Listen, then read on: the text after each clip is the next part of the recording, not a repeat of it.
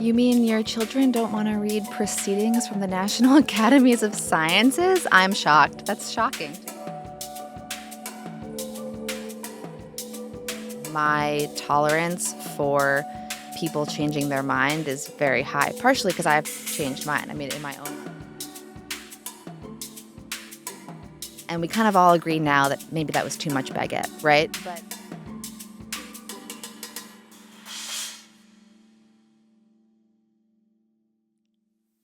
welcome back to the Marian Flaxman Network podcast, a podcast dedicated to reintroducing personal narratives into critical public health topics. On today's episode, my conversation with Emily Callahan. Emily is a registered dietitian who also has a master's in public health. She works as a consultant, working in the space of nutrition, health, and food policy. In today's episode, we discuss Emily's non-traditional path to becoming an RD, including originally thinking that she wanted to be an actress or perhaps an author. We also dive into her current work and talk about her passion for health and nutrition and how changing what you eat can change everything. Finally, Emily and I cover a topic that I am extremely passionate about, which is how she juggles her work while raising 4 young children. Please enjoy my conversation with Emily Callahan. Emily, welcome to the podcast. Thanks, Marian. Thanks for having me. It's wonderful to have you, and I feel like we've been talking about doing this for months, so I'm very excited that we are finally able to make our busy working mom schedules align, and thank you very much for making the time. Absolutely. So I want to kind of just dive right into it and ask, zooming way out and thinking way back to before all of your very important work began. When you were a little girl, what did you think you wanted to be when you grew up? I had 2 things I wanted to do when I grew up. I wanted to be an author, and I also wanted to be an actress. So the author came into play because I was just constantly reading. I loved going to the library. I would go, almost every week, get a stack of books, read them, go back and do it again. I always had a flashlight in my room at night because I would read after it was lights out. And so because I loved reading, you could see how that naturally would lead to wanting to be an author. And I wanted to be an actress because when I was in 3rd grade, I started doing plays at my church. And then when I was in 4th grade, I went to a school that had an emphasis on the arts. So I was able to do theater there. And I ended up being involved in theater through my senior year of high school. And so it was in a number of plays with the school. And so I thought, maybe I'll be an actress. And it's funny to see how those things have played out. And so I'm indeed an author, but not in a way that I imagined as a child. So I do a lot of science writing and editing in my career. And then, I'm not, I'm closer to being an author than I am an actress, but I do get to do public speaking in my job. And so being in theater prepared me really well for that, and being on a stage and, not feeling too nervous. And, they taught us about poise and being expressive and communicating. So I think that training in theater really helped me feel comfortable doing public speaking. I love hearing you say that because I think so often when kids are young and they're thinking about the careers they can pick from, we ask little kids, what do you want to be when you grow up? And it's like doctor, lawyer, whatever. Like there's a sort of a small palette, and they don't know all the different ways that those skills could play out, right? So a little kid might say doctor, and then it might actually look more like surgeon or psychiatrist or nurse, or there are many careers in the medical field, right? So I love how you kind of looking back can go, yeah, I'm not like a children's book author like maybe I thought I wanted to be when I was 6, but I am taking those skills that I learned in the process of being curious about that career and applying them to my role now. Like I just think that's so important, especially for young people to hear when they're thinking about what they want to be when they grow up.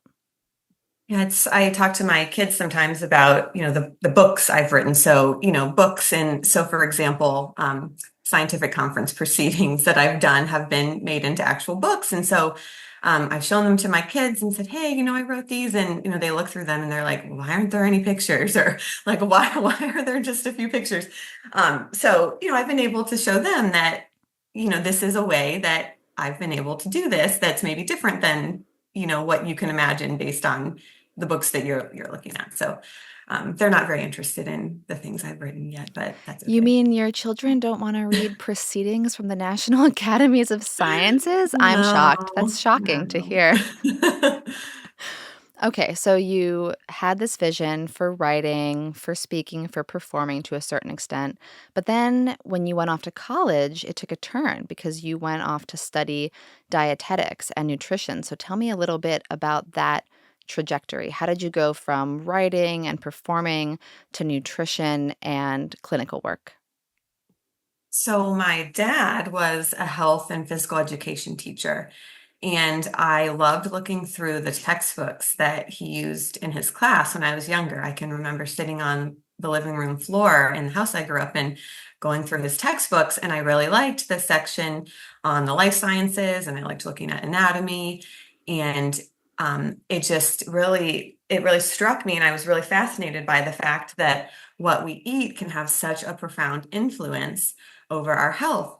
And so when I turned 16, I became really interested in nutrition and looking at food labels and the science associated with that. So at that age, relatively early, I would say I knew that I really wanted to study nutrition. So I had to find a school where I could major in either dietetics or nutrition science. Those were kind of the two most direct paths. And that really did help me narrow down the choices of colleges.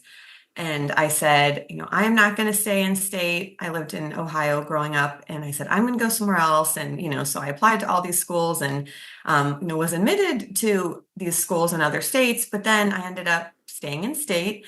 I think just kind of looking at in versus out of state tuition and realizing, like, do I really want to be this far from my family?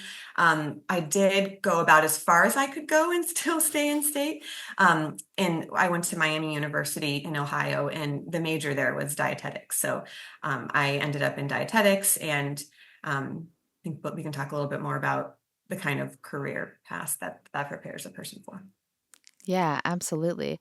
So I definitely want to talk more about dietetics because I think that, I mean, we live in a culture right now where nutrition and diet have come to mean so many things. There's so many opinions. I was listening to a podcast recently in which someone, noted that if you Google what is a healthy diet, there's going to be hundreds of pages and every single one is going to conflict, right? Some people say it's this, some people say it's that. There's the dietary guidelines, there's critique of the dietary guidelines. So there's all kinds of noise, some of it more positive than others in the nutrition space. And then, of course, this developing field of food as medicine and that whole conversation. So I'm curious of your own experience of dietetics, sort of what it was when you first found it, and maybe what it is becoming and what you think it can and should be. Like what is the kind of scope of the field and what separates a dietitian from someone who's passionate about nutrition? So I think how I want to answer that is I can talk a little bit about what is a dietitian and how does one prepare to become a dietitian. And then I can talk about my career path as a very non-traditional dietitian. And I think that when I was going through school, the path I was looking at was even more non-traditional than it is now. I think, people that are aspiring to work in food and nutrition have realized that they can do a lot more than maybe traditionally was kind of scoped out in a dietetics program. So what does it take to become a dietitian, and why I ended up in that path? Like I said, I was so fascinated by the fact that what we eat has such a profound impact on our health. And I wanted to be in a profession where I could have a role in helping people feel better and live longer and healthier lives. And so, because I ended up at a school where the major was dietetics, I was on the path to become a dietitian. And so dietitian is the shorthand. The full title is registered dietitian nutritionist. And so, in short, that we're food and nutrition experts. There's minimum educational requirements, and so those include a graduate degree from an accredited program. Now, you didn't always have to have a graduate degree. That's actually a new requirement, I think, as of just this year. You have to complete a supervised practice requirement. We usually refer to that as an internship. It's roughly 6 months to a year to pass a national exam and then do continuing professional education throughout your career. So for dietitians, every 5 years, we have to get 75 continuing education credits. And I'm about to start my fourth 5-year cycle of logging and accruing those credits to keep my credential. So, a difference between a dietitian and someone who might just call themselves a nutritionist is that the RDN is a credential. It's a professional qualification, sort of like an MD for a doctor, that lets the public know that this practitioner has, a foundation of training and experience underlying their work. So RDN is a legally protected title. Anyone could call themselves a nutritionist. You could take a 6-week class online and call yourself a nutritionist. But to call yourself a dietitian, a registered dietitian nutritionist, to be technical, you have to have all of that lead up. Now, I do want to say that I think people who are not dietitians, there are experts that certainly have expertise in nutrition. A good example is a nutrition scientist. The training for that is a little bit different. It's less of an emphasis on clinical practice and medical nutrition therapy and counseling and, that patient engagement. So that's one difference, but I don't want people to come away from this thinking that only dietitians know about nutrition. There are other people who have really gone through a lot of training to have expertise in nutrition. Yeah, 100%. I think one of the things that I learned in the last, I don't know, decade about dietitians that I don't think everyone knows is the clinical focus specifically, right? Like it's not just this theoretical degree where you're learning about nutrition. And of course, you can have a bachelor's or a master's or a PhD in nutrition and have a super expertise in food science and nutrition science and human physiology, but not have any training in like clinical practice. And the dietitian training is very clinically focused, including, as you mentioned, this internship, which is often like in a hospital setting or like a very patient-centered setting. So I think that not everyone knows that about dietitians and the fact that they do have to go through that very like boots on the ground, sitting with patients, logging hours, working one-on-one with patients in a way that not everyone who knows a lot about nutrition, right, has to do in terms of that hands-on work. Right. And I think even though I never ended up working in a clinical setting for my primary job, I think that experience has been really beneficial as I'm really immersed in this food as medicine topic now, which we'll get into later. Just seeing what a clinical setting is like, what the infrastructure there is like, the things that are, barriers to good patient care. And so you're correct those clinical rotations they probably take up the most time in the internship. And then we do rotations in other community sites, for example. And we also have to do some rotations through for food service because some dietitians go to have leadership roles in food service organizations. But all that together tends to take, close to a year to get through the amount of hours that you need to have. Yeah, I mean, it's a huge time and financial commitment, right? I mean, one of the Yes. conversations that I've heard is just that, first of all, there's a shortage of dietitians right now in terms of what we need to kind of support food as medicine and healthy eating efforts moving forward. And part of that shortage is driven by the fact that some people struggle to be able to take on a year of unpaid work, especially with a graduate degree and all the mounting student loans that are haunting them during that time. So it's definitely a field that I think could probably benefit from some policy changes, maybe a little bit more institutional support, more grant funding for different populations to get into the field. Have you seen any of that? Is there any movement afoot to help fund, especially now that they've added this requirement for a master's degree? Mhm. Is there more support, grant funding coming up to help aspiring dietitians make that happen even when they don't have, ample socioeconomic support? I am aware that that's absolutely a hot topic of conversation. It's not one that I've been that involved in. So I wouldn't be the best one to tell you kind of what might be going on there. But I will say, in my own experience, I chose to do a coordinated dietetic internship and master's program, back before it was required. And when it came time to do the clinical rotations, they didn't have enough space in Chapel Hill at the placement sites to place all of us there. And the people that got priority to stay there were people that, had a spouse that was living there with them or kids. And so, that makes sense. Well, I was a single person. So, I certainly did not get priority to stay there. So I'm like, I'm going to have to go live somewhere else while I'm paying my rent for my apartment here. So I went and lived with family in New Jersey because they were able to find a clinical site there that would take me. So I had to get a little creative. Fortunately, I did have those relatives that really kindly housed me for that. It was about 3 or 4 months. But, that was an example of what I did, because you're right, I wasn't getting paid and I was paying for school. So that it is certainly a barrier to entry. Yeah, absolutely.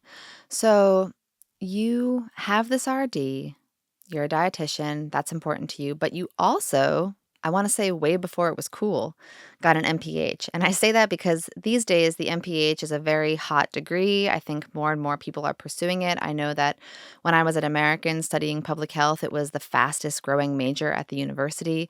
And of course, because of the pandemic, just the phrase public health entered the vernacular in a way that I don't think it had existed before. So you got an MPH before it was cool, back in the day, and dove into public health work many years before the average person had even heard the term public health. So I'm curious to know what pointed you in that direction and what led you to shift your focus again a little bit or tweak your focus from that kind of one-to-one RD sort of framework to a more public health, population health, nutrition lens. So I'll kind of go back and tell you about, my journey of, pursuing that. So when you complete an undergrad in dietetics, you have to match to an internship to the supervised practice requirement.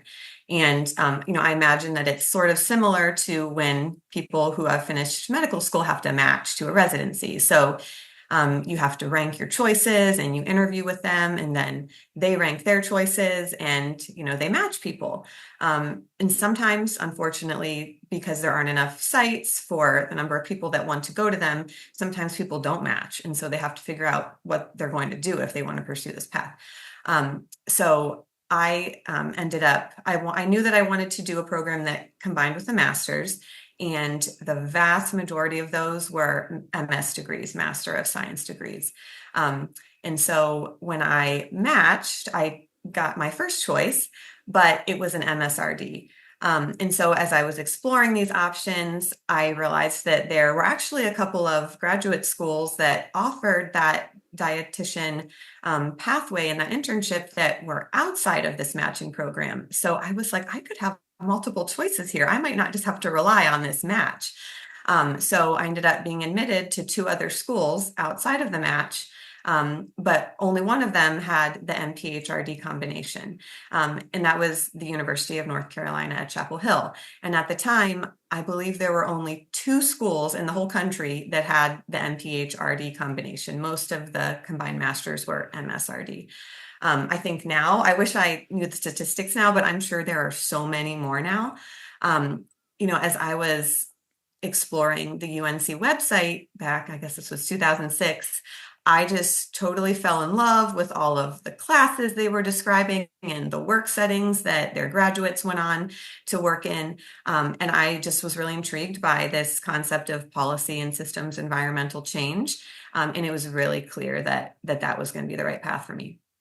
And so just the idea of being able to influence population level health and impact really large numbers of people through those kind of changes. There's certainly nothing wrong with working clinically and working one-on-one. We need people to do that too. But my passion, it was really clear that it was for, the broader scale environmental policy type of changes. Yeah. And when you were doing your graduate degree, was there a population that you focused on, like for your studies? Was there a specific population that you were focused on, or was it just population health in general? I don't think there wasn't a specific population, but one thing that I did that focused my interest even more was that I really started to recognize the policy opportunities. Now, this was really non-traditional for dietitians at the time. It's still, I think, is pretty non-traditional for dietitians. Um, and so both when I was an undergrad and during graduate school, I got to do internships in Washington, D.C. And I got to see the types of things people were working on, and that is where I really learned the importance of networking. So it's been proven over and over to me over the past 20 years of going through school and working, that knowledge and competence, those are really necessary foundations, but who you know and who knows you really go a long way. And so when I was in DC as a senior undergraduate and then as a graduate student, I took the initiative to just randomly, not randomly, but I did cold outreach to people. I said, "Hey, I'm the student, I'm studying nutrition, and I think what you're doing is really cool. Like, can I come to your office and ask you some questions?" Um, no one told me no. People were so generous with their time and sharing with me what career opportunities existed. I did like a dozen of these kind of networking interviews. And then when I was in graduate school, I had a mentor for my internship. And she really had a big role in shaping me and helping me, mentoring me. I spent a lot of time just sitting in her office and listening to her talk on calls. And afterward, I would ask her, like, well, why do you do this? Or like, why do you outsource this? Or, and she, really told me, like, because I didn't have work experience. I went straight from undergrad to grad school. So, she just let me listen to her and ask questions, and she introduced me to all kinds of people. And so all of my jobs have been facilitated by having connections at the places that have hired me. And so, everyone's always in a situation where they're at a networking event or something, and it can be kind of intimidating if you don't know a lot of people. But I've come to realize that I don't think I've ever been at one of those kinds of events where everybody else knew everybody there. So, it's certainly an art to just, go up to people, ask them questions, start talking to them. Both of my parents are really good at that, being friendly and, being able to talk to the person in front of them at the post office. I found that that's been a really good skill to have in terms of networking, because you never know where one conversation could lead. Yeah, I totally agree. That's definitely been my experience as well. And I'm curious, reflecting back on it, obviously your grad school mentor sounds like they played a huge role in your development and sort of interest growth. But when you look back on all those kind of cold calls and meetings and people that took the time, is there any specific one or set of ones that stands out as being especially influential in terms of like how your interests blossomed? Like, when you look back, do you see, like, 1 or 2 meetings where you really felt in that moment, like, "Wow, this feels important. This is something I wanna learn more about." I don't know that I could say there's one or two. I think the combination of them were what really enhanced my perspective. And, the reason I ended up getting to meet with so many people was because every time I would meet with someone, they would say, "Hey, I think you should talk to this person. Like, let me introduce you." And so that was just kind of a chain reaction. So the people I ended up talking with, I think most of them knew each other. In the nutrition policy world is quite small, so they probably did. But I think that the value for me was really having multiple perspectives from people. Absolutely. That totally makes sense. Okay, so speaking of this kind of shift into policy, I also know that you have this certificate in health communication. And thinking a bit more about the kind of ups and downs of public health, especially during the COVID-19 pandemic, one of the things that we hear a lot echoed in the media is that there's a breakdown of health communication, or misinformation or lack of communication. So I'm curious, again, it's like here you are 15 years, maybe pre-pandemic or 10 years at least, and you're having this foresight, like I want to be a specialist in health communication. So can you talk a little bit about what inspired you to go after that interest, and then what exactly you were learning and how you've been able to apply that technical knowledge to the work that you do?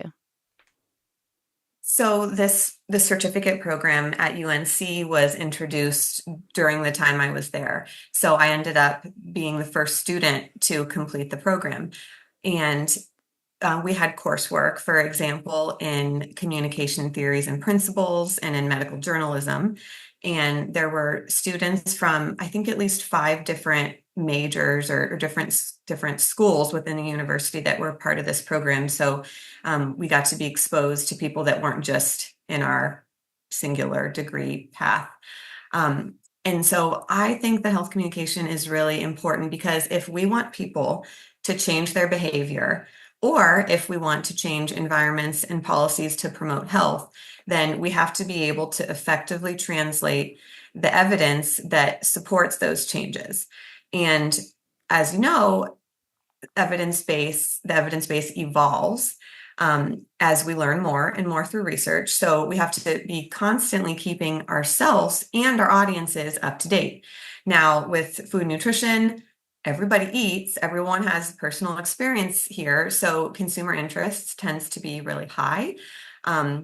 Nutrition science also is complex. I mean, I don't think people really realize how complex it is until, if I wish they could maybe just sit in on one biochemistry class and realize, how incredibly complex our bodies are. But all of those factors together, I think they really raise the stakes for accurately interpreting and effectively communicating the research. And so being able to communicate with accuracy and balance, it helps establish your credibility, it helps prevent the spread of misinformation. And it's also just the ethical thing to do. I mean, I think sensational talking points, they get a lot of clicks and a lot of eyeballs, but a lot of the time they end up being very superficial statements, or they don't really reflect or appreciate the nuance that is often involved in a lot of these things. And one thing that I'm really passionate about is helping equip dietitians to position themselves as trusted sources in what is now probably the most crowded landscape ever of food and nutrition information and influencers. And so, nutrition headlines and messages often really exaggerate or misrepresent the findings of research, or they don't provide important context. So, I've given a whole presentation about this, but just to give you a couple examples of where things get exaggerated or misrepresented are things like not clarifying, was this an animal study or a human study? Was something statistically significant, but maybe it wasn't actually clinically significant? Mixing up correlation and causation, making a single study sound like the final word, not talking about the generalizability of a study. So for example, it might be a study that's conducted in a very specific population and it might not apply to other populations. So I think for dietitians, it's really important that we know how to critically evaluate the research. We have to understand its strengths, its limitations, potential sources of bias, things that might influence the result toward a way that is not the truth. And then we have to be able to communicate to whoever our audience is of what we understand the research to tell us. So you're going to communicate really differently if you're talking to a fellow health professional or a policymaker or a consumer. And evidence that as the evidence base grows, sometimes nutrition advice has to be modified or maybe changed in a bigger way. But often we get accused of constantly changing our minds. But really that just reflects the nature of science. Like as we learn more, sometimes things shift and we have a different perspective on something. And so that's really the nature of science. We have to change our minds a little bit as we know more. It would not be good if we never changed our minds, because then we'd be ignoring all this evidence that would point to the need for a shift. So anyway, that's just a little bit about health communication and why it's important. Yeah, and I absolutely agree. I think one of the hardest things about health communication is communicating uncertainty and the importance of sitting with uncertainty. I mean, that's true of all communication, right? I think that's true in politics, policy. I think it's true in all aspects of science. I think it's true in parenting, right? Like not every single thing that comes up with your child is going to have an immediate obvious way to handle it. And so in every important thing that we do, there's this level of uncertainty, especially when you really want to do things right, get them right, do them well.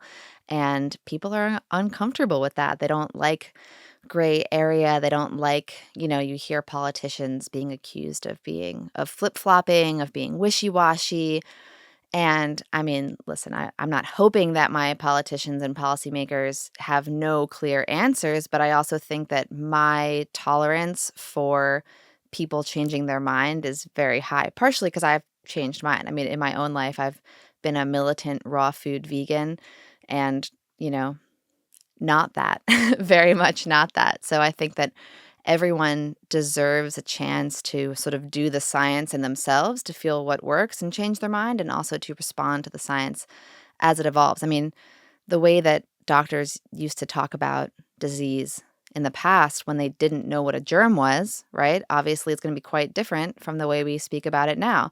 You can't expect things not to change during the invention of so much technology that allows us to understand the world around us so differently. Mhm. So, yeah, I definitely think like there's this constant tension in our media landscape, especially as you say, you got people on social media who are really just there for the clicks, who are saying very sensationalized, but very like they sound really sure. It's sensational and it's confident and it's sure. That gets people's attention in a way that somebody coming out and saying, we're still waiting to get conclusive evidence right now.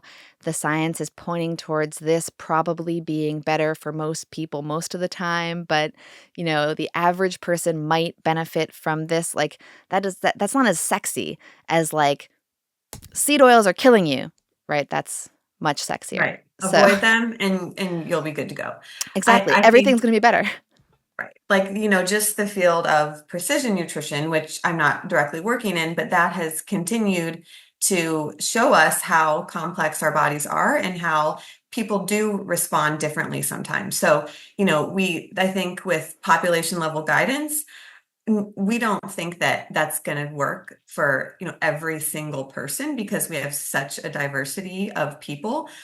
So I do think sometimes there may be cases where the population gold standard guidance might not work for a person because of possibly like an underlying health condition they have. And so that's where a dietitian would be the professional that could help modify, help understand what's going on clinically, and then help this person make modifications. So um, yeah, Yeah, agree. I think totally. it can be Totally. really frustrating to see, some of these people getting so much attention. They just kind of recycle the same sound bites over and over sometimes. I don't know if you were to like really get into the weeds that they'd have much more to say, or they probably wouldn't be able to substantiate what they're saying. Um, but that's the world we live in. So I think that just kind of is a call for people that do have this training and expertise. Why aren't we the ones communicating in a compelling way that is not exaggerating, but we can be engaging? Right. Yeah, and also, like, earlier you said it would be great if people could sit in for one day on a biochem lecture, but I also think, and I know that you've recently been up to this, it would be great if everyone for one day sat in on the dietary guidelines committee meetings, because I think that we all of us who grew up or were around during the 80s and 90s have this image in our head of the food pyramid, and we're kind of like, we all now know that's not so great, right? Like the bottom has like a baguette and the top has oil and the middle has some fruits, vegetables, and meat, and we kind of all agree now that maybe that was too much baguette, right? But if you've actually been paying attention to how the dietary guidelines for Americans have shifted and evolved, it is not your, grandmother's food pyramid. Like that is gone. And I will admit firsthand, like I had dismissed the food pyramid years ago. I was like, I don't think about that. That's not my zone. And then when I was back in school for public health, I had to take a, updated nutrition course, and a whole segment of it was just studying the updated dietary guidelines. And I was so excited by how nuanced and evidence-based and updated they were, and how much I actually agreed with them at this point, compared to this sort of vision of, again, the base of the pyramid is a baguette, and like maybe that's not so good. The new guidelines, and they're being updated now, which is why there are committee meetings going on, but they're very in the evidence. They're very tailored. There's different guidelines for different ages and stages, pregnant and nursing women, elderly people. And they're very much rooted in and driven by the updated nutrition science. So I think just speaking as someone who once dismissed the guidelines, and I'm now kind of back on board saying like, actually, these have come a long way, and it's not kind of like eat tons of carbs and get rid of the rest anymore. I think it's important that people know that as the science changes, the policy is also changing, and there are a lot of people who are doing the work to make sure that the best evidence is getting in there. It takes time. Yeah, I think that most people don't realize how much goes into this and how many people who are really dedicated and passionate, how much is being poured into them. And, if you even watched one meeting, I don't think I've seen, one of their meetings where they don't really emphasize how much work the federal staff are doing. So, there's the committee, and they're giving tons and tons of unpaid hours of time because they're passionate about this. But there are also dozens of federal staff who have expertise in these topics and passion. And so I don't think people realize how thoughtful the process is. And that process has evolved, and it's really improved over time. They've been really intentional about, for example, taking the recommendations of the national academies. They made recommendations to, continue to strengthen the process, and the departments have really heeded those recommendations and made strides toward implementing them. So, and I think with whether it's, was the pyramid or now it's the plate, it's really a challenge to boil it down to one graphic, because there is so much diversity in how people eat. For example, not everyone eats on a plate. Just the different cultures we have in this country and the food ways that they follow, it's really hard, to boil it down to one thing. And so, there is one symbol, but then, there's a whole suite of educational materials that, really go into some of the nuances and say, we're not telling everyone that, you have to eat on a plate, for example. But that's just another illustration of how complex this is. Yeah, my dietary guidelines would be like a bowl. I'm much more of a bowl consumer than a plate consumer. I eat many more meals out of like a large salad bowl than I do out of an actual plate. So it's just funny to hear you say that. Indeed, my plate is a bowl. Yes. I want to shift to talking, on this topic of the dietary guidelines and nutrition guidelines and health and nutrition and diet and food and health, the work that you're doing now, partially with Tufts University and their Food as Medicine Center. And then more generally, I would love to just hear how all of this passion and interest and education in nutrition and health communication and public health has taken this long, winding journey and brought you to the work that you're doing today. So, what are you up to, and what's exciting about it? So I'll give you a couple of milestones, I guess, in my journey of working in food and nutrition policy. So I read a book called Food Politics when I was 19. And so Marian wrote this book, and that's where I really became aware of all of the environmental and policy contributors to diet-related diseases and influences on health. And that really helped me begin to understand what is meant by the term food politics, and who are the key stakeholders that influence food nutrition policy. And so in the first job I had out of school, it was at the National Academies, in the Institute of Medicine, which is now called the National Academy of Medicine. That job was very policy relevant in that I was working on consensus reports with these expert committees that were advising government entities like HHS and USDA on food nutrition policy topics. And so after a few years, I felt like I really wanted to do something that was more advocacy related and more consumer facing. So I was able to transition to the American Heart Association. And that's where I had done my graduate school internship. Remember, I talked about my wonderful mentor there. She had a job that she thought I would be a really good fit for. So she brought me back over. And because I was in the Washington, D.C. area, they gave me an office in their Office of Federal Advocacy. So I was not on the advocacy team, but because I lived there, they let me sit in that office.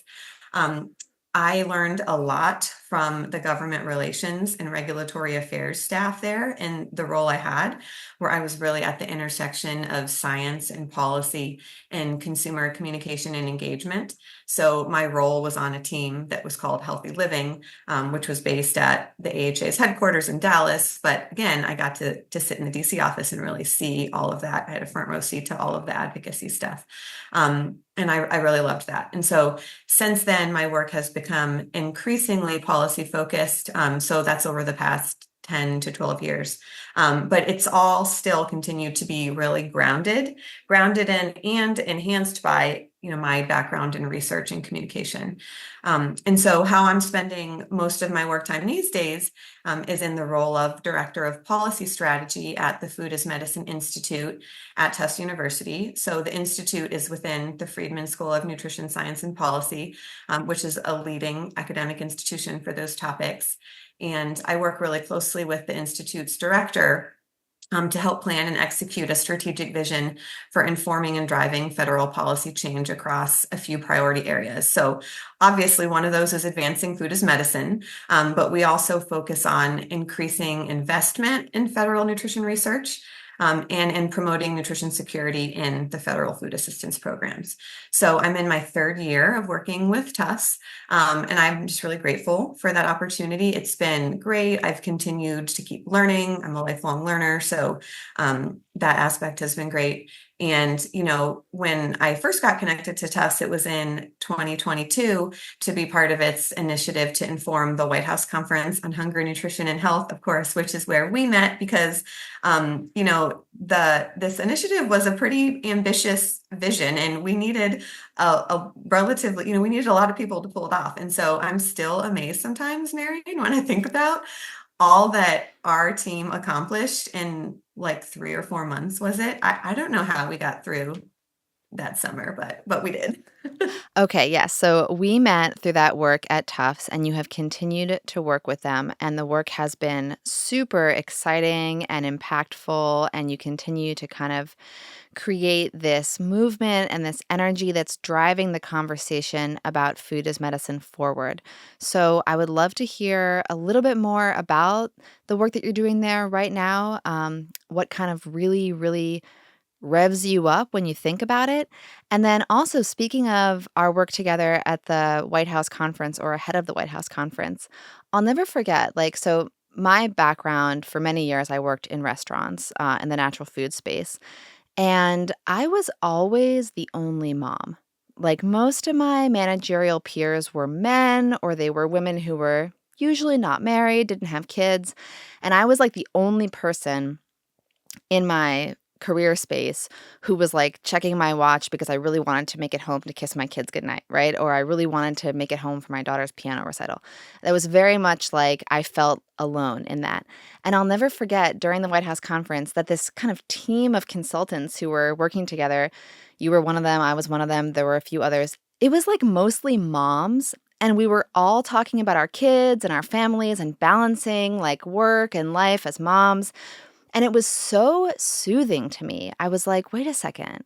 I can show up in this space as a professional, as someone who's passionate about health and nutrition and science, who wants to like work until midnight, but also I'm allowed to say like, I need to take 30 to go help my kids with something. Like, how exciting is that? And so I would, in addition to hearing you speak about your work with Tufts and what excites you about it, I would love to hear you talk about this balance, this juggle of being a working mom, and how you kind of make it all happen. Well, I know we're both really passionate about talking about this. So I think my career trajectory has been kind of really unexpected. I'll talk about that a little bit more. So, I was working full time, and then I ended up going down to part-time work. And that shift happened right around the time that I began having kids. So I got married in 2015, and my husband's job moved us to Japan a few months after our wedding. And so at the time, I was working at the job I talked about earlier at the American Heart Association. And I had to leave the job because, remote work, like full time, wasn't really a thing. And the time zone in Japan is like totally flip flopped. So I could not stand staff.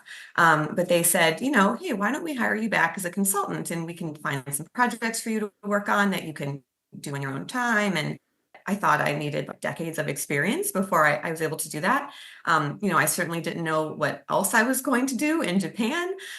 So after I was able to resign my position, open an LLC, and take on a few projects for the Heart Association. So, the work at first, as you can imagine, was slow. It wasn't like I had, full-time work as a consultant right away, but that actually was really good because it allowed us to get up and running in Japan.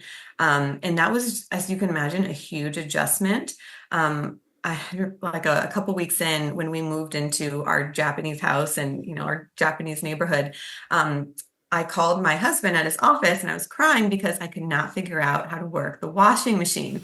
And it was like a little bit of culture shock, and all of the instructions were in Japanese, and even after I translated them, I still could not figure it out. It ended up being like a very different sequence of buttons than in the US. So it was a lot. So it was good that I wasn't trying to do a full-time job and figure out how to live in a foreign country. So, just as a side note, the 2 years we spent living there that's probably been one of my top life experiences, getting to be immersed in that culture. They have such a fascinating food culture, and I got to visit a few school lunch programs there. They have an incredible school lunch program. So maybe we can do another podcast about that sometime. But when we were in Japan, I had my first child. That was in 2016. And then when we moved back to the US in 2017, I thought, okay, am I going to go try to find a full-time job somewhere and, most likely be going back to an office? I looked at some options, and ultimately I decided I really like the flexibility of working from home. I like the variety of things I get to do as a consultant. And so I'm going to keep trying to make this work. And then, as the years went by, we ended up having 4 kids in less than 5 years. And so because I was working for myself and from home, in part-time up until just about 2.5 years ago, that allowed me so much flexibility. Just as one example, it was a lot easier to be able to breastfeed the kids than if I would have had to, schlep a pump in downtown into DC and bring that home. So I ended up being able to stay at home with each of the kids. I kept each of them home for like 8 months. And I know that's not typical, and I'm really grateful that kind of my life and career path turned the way it did to make that possible for me. I never, ever would have expected that that's what the path would look like. And so I would say, I think that I don't want to skip around too much here. But that's kind of how I got to the point of where I am in the early years of being a working mom.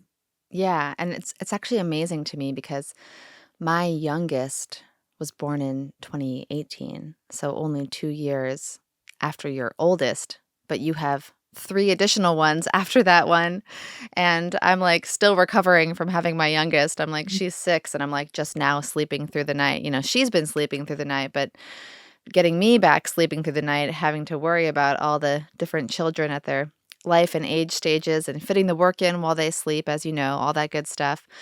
So kudos to you for the 4 under 5, because that sounds like a very intense phase to be balancing with changing the way food policy works in America. I mean, just a little small goal to tap on to just add on top of mothering for young children. But it is amazing, and I really kind of I don't want to paint with too broad of a brush because there are many different ways to be involved in this field, but I personally find it very heartening and encouraging to know that this corner of the food policy landscape, the food as medicine sphere, and how that's evolving, nutrition, food, health policy, is very, from my vantage point, family friendly, mom friendly. There's a lot of working moms, and they're not just working moms who never see their kids. They're working moms who have found ways to balance it and make it all happen. Not that it's easy, not to paint it as easy or simple or, sanity producing every day.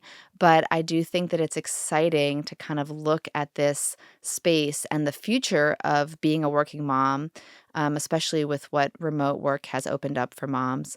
I mean, I was able to go back to school and grad school, and it wasn't remote, but so much of grad school is like you're home writing papers.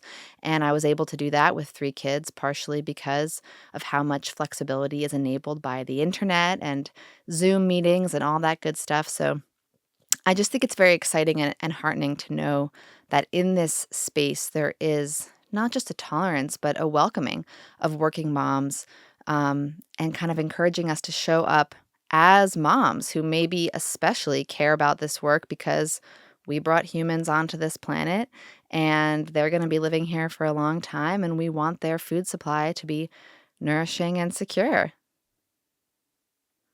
Yeah, I think one of the things that is the hardest for me about being a working mom, and part of this is just the way that I'm wired, is that I'm a doer. As one of my first bosses used to say, she'd say, "Emily, you're a doer." And so, uh, right around the same time she said that, I took the Strengths Finder assessment. And my top strength was achiever. And so I tend to be really task oriented, and I like productivity, and things like that. And so, knowing that about myself, one, it helped kind of confirm to me that I did want to keep working and being engaged professionally after our kids were born. And as a side note, I think I'm often a better mom because of that. When I've been engaged and really in work that I find meaningful, and being productive professionally, it energizes me and boosts my confidence in some ways. And so I think this is kind of also a plug for knowing yourself and taking those kinds of assessments to figure out how you're wired. And so because I am so achievement oriented, it's really hard to I guess kind of get to the level of achievement that I want to see for myself, both at work and at home. And so my kids now are 7, 6, 4, and 3. We also have 2 large dogs and 2 cats. We are blessed to have a home to maintain, and we don't have any family in the state. So, our kids are always here. We don't ever get to just send them to the grandparents' house for the afternoon. It's hard to really kind of get a break. But I think one thing that has really helped me is trying to keep the perspective of being so grateful for what we have, that they're a blessing, they're not a burden. It's a privilege to raise them, raise the next generation, as you said, and to really just steward the resources we have. So I think one thing for me that has been an anchor is my faith, and that's really been a source of unmatched inner peace and contentment for me. And like I said, it can be hard when I feel like I'm always behind, the to-do list never ends. Like, I'm going to drop a ball somewhere, or I'm going to take what I think is too long to complete a task, or, I'm like, someone's going to be disappointed. This isn't necessarily always the reality. It's more a result of the expectations I put on myself, which maybe are sometimes a little bit unrealistic or too high. But I just trying to keep things in perspective, and it's like a daily thing that I try to do. And so, as I was kind of thinking about our conversation, Marian, and kind of looking back, over some notes and things, I remembered that about 10 or 12 years ago, I did this exercise of developing a life plan for myself. And there's this section in the plan called Ultimate Outcomes. And so it asks you to think through how you want to be remembered by various parties after you die. Now, that it sounds sort of morbid. And so, I listed out like the various parties that are important to me. So the first one is God, because as a person of faith, he's my primary audience. And then my spouse, my kids, my parents, my colleagues, and my friends. And I had to write a paragraph like, what do I want them to have remembered about me? And that's helped me really focus on what's most important. Like at the end of my life, I'm probably not going to wish like I would have gotten one more publication. I'm probably going to wish, that I spent more time with the people who I loved. And so, this life plan had me do these envisioned outcomes. And then, it talked about the different areas of one's life, family, work, self-health, for example. And then you had to kind of scope out what is your vision, where do you want to be, what will it look like when you're like really functioning at the highest level. And then where are you now? And okay, what are you going to do to try to bridge those gaps? So, that's something that I think people generally like take their whole life to try to keep working on. But that's helped me keep the perspective of what's really important.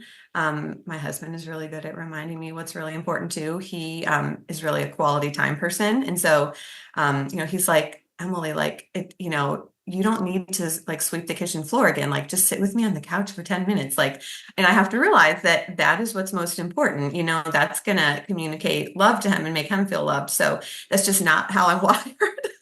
So, that's also just kind of a plug for, knowing how you're wired, knowing if you're married, how your partner is wired. And then you'll probably be able to have more success in your relationship if you recognize that and aren't, just looking to satisfy yourself all the time. Yeah, and I definitely resonate with that, and I'm in the trenches with you. I am very lucky to have grandparents who are around and can lend a hand, but we don't my husband and I have not been on a date in like years because our kids would rather that we not. Like it just comes down to that. Like between work and everything else that life throws at you, being able to squirrel away a couple hours here and there, it doesn't really happen. So it's a phase of life is something that we talk about a lot, right? Like this is a phase that is brief and we're going to look back on it one day and be like, we made it through and we want to have a lot of memories with our children and spending a lot of quality time together. So for mission-driven moms and dads who want to make the world a better place and make it safer and healthier and more just for everyone, our children and families included, it's a lot to balance the work and the life, but it's kind of important to keep it all in perspective because I say to my daughter a lot, and I think this is echoing what you were just saying, you know, if I were to just stay at home and be a mom, which is super valid, I would worry that the world might be going in a direction that I don't want it to be going in and that my voice wasn't being heard. If I were to only be on Capitol Hill 7 days a week, not spending time with my kids, I would worry that I was fighting the good fight, but not appreciating my children and building that relationship with them across their lifespan. And so I'm constantly bouncing back and forth between different roles because I need to be present in my work as a mom to justify everything else that I do, but I need to be present in my work in nutrition and health and food policy to justify having brought children to this planet because I think that it's just important to really show and share my values at every level that I exist. So I really appreciate someone like you who's doing that exact thing, who's showing up in so many different spaces, but as the same value driven energy in every space. So thank you for bringing that, for bringing your work as a mom and your faith and all of that, your education, your history to the work that you do because it matters. And I think it matters that people know that there are people like you doing this work and bringing your values to the table. I like how you described that. I think, when you were joking about, not being able to kind of go and, do fun things with your husband. I think my husband and I, we often joke, we have no friends and we have no hobbies. Now that's exaggerating, it's not that extreme, but because we both have professions that we really enjoy and can often be, relatively demanding sometimes. And we, kind of have a lot going on at home. We just don't have time. Like my husband hasn't played golf in years. He used to golf every day, like, when he was in high school and a young adult. So there's just things that we don't really have time to do. I think we'll maybe be able to get back into those at times. But we've just had to kind of reprioritize and it's a constant balance. And as your kids, especially when they're younger, like the schedule is shifting constantly, like when they're infants especially, but even as they get a little bit older, like we're not just signing them up for every activity because that's what people in Northern Virginia do. Yes, I can relate to that as well. Yeah, the pressure for your child to play every sport in every season and have 8 different hobbies. I'm like, "Listen, I can handle 0 hobbies for myself and maybe 1 to 2 hobbies for to all of my children combined." So, I don't know how people do it when they're eating dinner in their car and Yeah. Oh, yeah. Like constantly. those things have to, like the family meal is probably one of the first things to go. And we've really had to not fight, but like we've had to work really hard to make that happen on a regular basis. And we're still doing a lot of training in basic mealtime things. Like, you don't constantly get up from the table and, just like stay seated, use your fork and spoon, try to minimize the mess you're making. Like we're also teaching them table manners, but also like these food and nutrition habits early in life can be really foundational. And so it is really noble, I would say, work to be investing in helping children develop food preferences, exposing them to new things, modeling behaviors to them, healthy eating behaviors. So there's a lot of value in investing in that and having those family dinners. So we're Yeah, and there's every night, you can imagine that Callahan House, we're working on it. yeah, and there's all kinds of data showing that family dinner is a key factor in driving health behavior and health outcomes, so And it's the little emotional and social things. health too, and mental Yeah, health, right? Which is at like seemingly, I don't know if it's an all-time low. I don't, know the history of that data, but it's not a great situation. And yeah. so I think just having a strong home for kids is really important. And I think I'm really grateful that my husband is also passionate just about marriage and family and, trying to make sure we have a stable home for our kids. I know that was really meaningful for me. My parents, always assured us that, they would always be together and that they loved us. And that just gave me a lot of, um, peace, I think, as a child. And so I'm hoping to cultivate that same kind of environment for our kids. Yeah, yeah, I totally agree. Okay, so in wrapping up, because we've had a really excellent conversation today, and first of all, I want to thank you for everything you've shared because I think that your story is so meaningful and important. And again, I think it's really important that people know who is doing this work, who is pushing this conversation forward. Obviously, you're not an archetype and you're not the only one, but you're someone who's dedicating your life to very mission driven work that's rooted in your passion and interest and education, and you're bringing your whole self to it. And that's the thing that I really believe in and try to model as well. So I really value it. So, first of all, thank you for that. And looking ahead, thinking about the next, let's say, you've been in this field already for, gosh, to some extent, nearly 20 years, right? Mhm. So looking ahead, based on what you've seen and how quickly things, I think, are changing over the last few years. I mean, even between when we first met and now, I would say the sort of public narrative around ultra processed foods, for example, is really getting some traction in a way that the me of 15 years ago would have been shocked to hear, the FDA saying maybe ultra processed foods need to be re-examined as not being very healthy. I'm like, wow, that's amazing. Like, who knew that you would hear that from the government?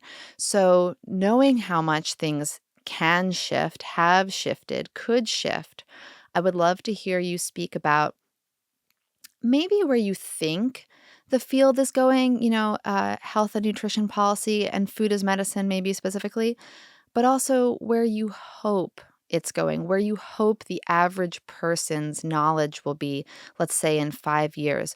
Where do you hope people's knowledge base will land in the near future when it comes to the role that food is playing in their health?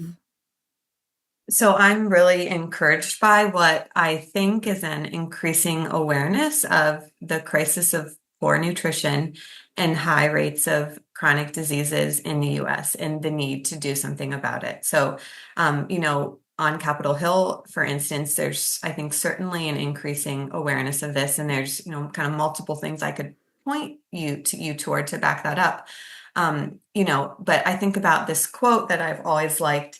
It's attributed to a Greek physician named Herophilus, and it says, "When health is absent, wisdom cannot reveal itself, art cannot manifest, strength cannot fight, wealth becomes useless, and intelligence cannot be applied." And so I think that, being in the best health that is possible for a person to achieve is one of the foundations for really thriving and having an abundant life. And so I think that realization is giving us traction for being able to start making progress in these environmental and policy changes that can make it easier for people to make healthful choices, to be more active, ultimately promoting population health. That's the goal.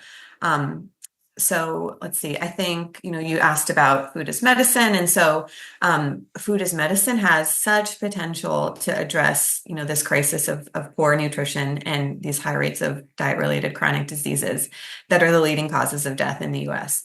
And so just like as a kind of a quick 101, food as medicine interventions reflect that really critical link between nutrition and health.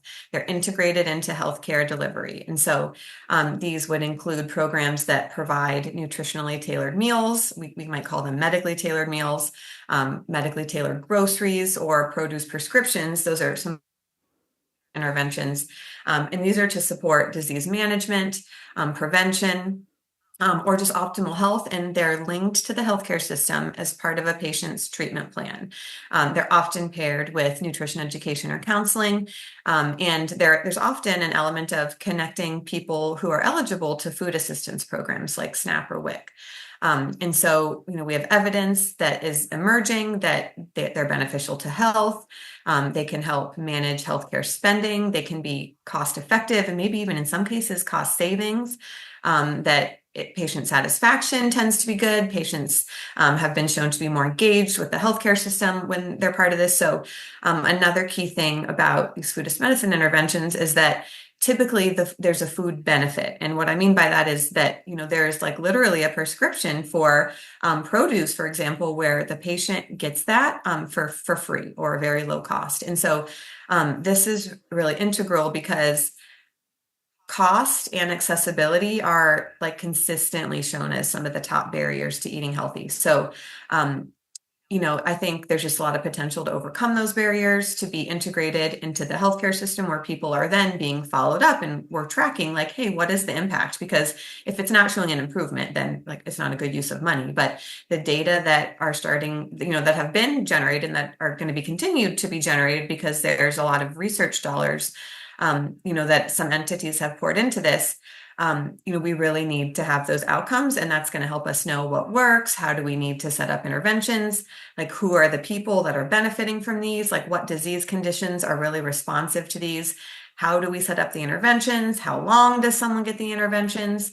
How many meals do we need to provide for them to show these improvements in outcomes? So these are all really hot research questions. But I think food as medicine has also gotten so much traction because there's a role for so many different sectors to play. So obviously healthcare professionals, especially dietitians, for food retailers, for food producers, for technology companies, because sometimes you'll get an electronic benefits card that you can use to redeem your prescription, and so you can't use it to buy anything. You can use it to buy this kind of curated selection of foods that will be health promoting for your condition.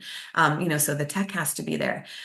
There's a role for community-based organizations, for food banks.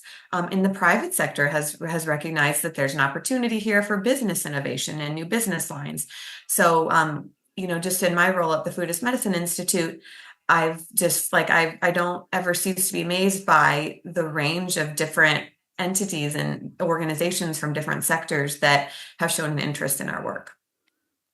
Yeah, yeah, and I think that it's really gonna be a collaboration between all the sectors that brings it to the table because people interact with food in so many ways and spaces, and some people, might think to go to the store looking for healthy food, and others might not have those stores or have that easy access, or it might not occur to them to seek out healthy food until maybe a doctor recommends it. So that collaboration is so key, and I'm with you. It's so exciting, and I have a lot of hope for the near term future. So, thank you again so much for speaking with me today. I feel like we could probably speak for hours. Like you said, we could do sub podcasts on school food and Yes. food as medicine exclusively and the food system. So we'll have to table some of that for another day. But I really want to just thank you and appreciate you for taking time out of your busy working mom schedule to speak with me. And I'm sure I'll see you out there in the field working on food as medicine sometime soon. Yeah, I look forward to seeing you in person sometime soon. Thanks, Marian. Thank you. Thank you once again for listening to the Marian Flaxman Network podcast, a podcast dedicated to reintroducing personal narratives into critical public health topics. For more information on me, Marian, please visit my website at marianflaxman.com. For more information on my guest, Emily Callahan, please find the links in the show notes. This episode was produced by Brain Trust Productions and sponsored by Informed Solutions Consulting. Thank you so much for listening, and we will see you next time.